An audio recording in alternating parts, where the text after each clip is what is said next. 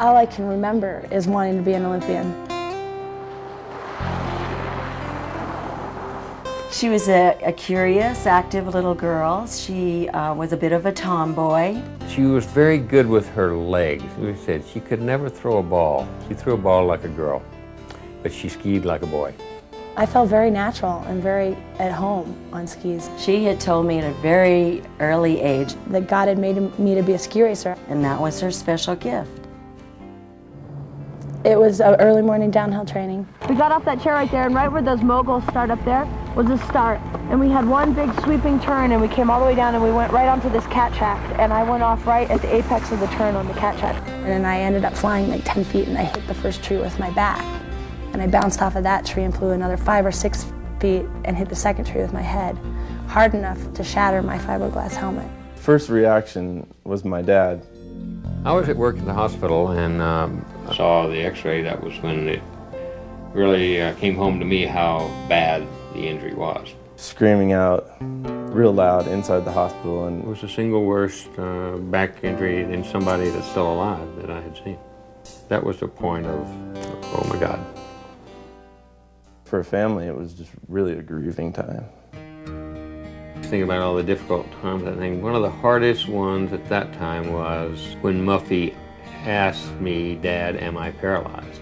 It's not just the person who is injured that goes through the process of grieving and finally acceptance, but it's everybody. We never accomplish anything on our own.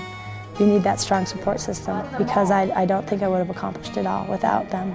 You know, I fall down and you got 100 people pulling you back up saying, keep going, keep going. I wrote Muffy several times, you know, trying to focus on the positives, saying, you know, things are going to be different now, but, you know, the pleasure of a good ski turn is generated not in the legs or the feet, but in the mind, and you still have your mind.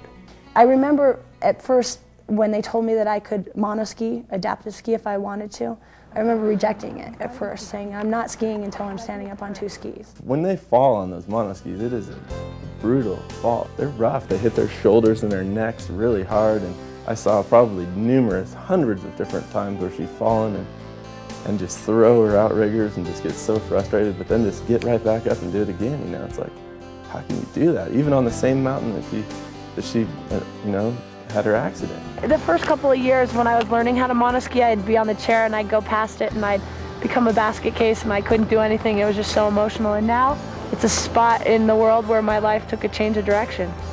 She would turn, fall, and scream, "Mom!" And then I'd come down and I'd pick up the equipment, which weighed about 200 pounds, get her going the other direction, and she'd initiate a turn, fall, and scream, "Mom!" And it was so frustrating. I really firmly believe that the only limits we have are the ones we set on ourselves.